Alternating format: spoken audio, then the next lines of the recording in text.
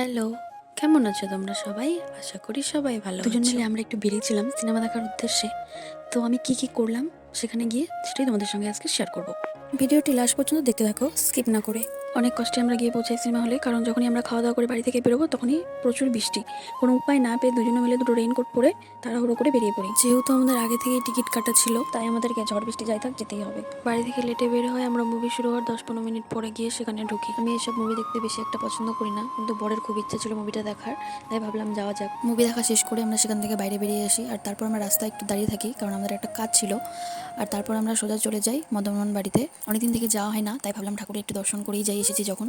তো সেখানে ঢুকে কিছুক্ষণ আমরা সেখানে হাঁটাহাঁটি করে ঠাকুর দর্শন করে তারপর আমরা সেখান থেকে বেরিয়ে পড়ি। তারপর আমরা বাইরে বেরিয়ে একটু মোমো খাই দুইজন মিলে। ভেবেছিলাম রাতের ডিনারটা এখান থেকে করে যাব, বাড়ি গিয়ে আর কোনো খাওয়া দাওয়া করবো না।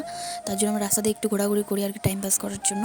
আর যখন 8টা-9টার মতো বাজে তখন আমরা টেবিল টক রেস্টুরেন্টে চলে যাই ডিনার করার জন্য। তো যাওয়ার সঙ্গে সঙ্গে আমাদেরকে মেনু কার্ড দিয়ে দেওয়ার সেই মতো আমরাও খাবার অর্ডার করে খাবার আসতে লেট হচ্ছিল, তাই আমরা একটু ছবি আর ভিডিও তুলে নিচ্ছিলাম।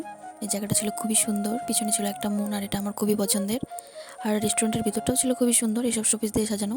আর খাওয়া দাওয়া শেষ করে আমরা সোজা চলে যাই বাড়ি। দেখা হচ্ছে পরের কোনো ভিডিওতে। ওটা তোমাদের কেমন লাগলো অবশ্যই কমেন্টে জানাও। আমার ভিডিওটা ভালো লাগলে অবশ্যই লাইক আর শেয়ার করে দিও, আর সাবস্ক্রাইব করতে কিন্তু ভুলো না। Tata, by.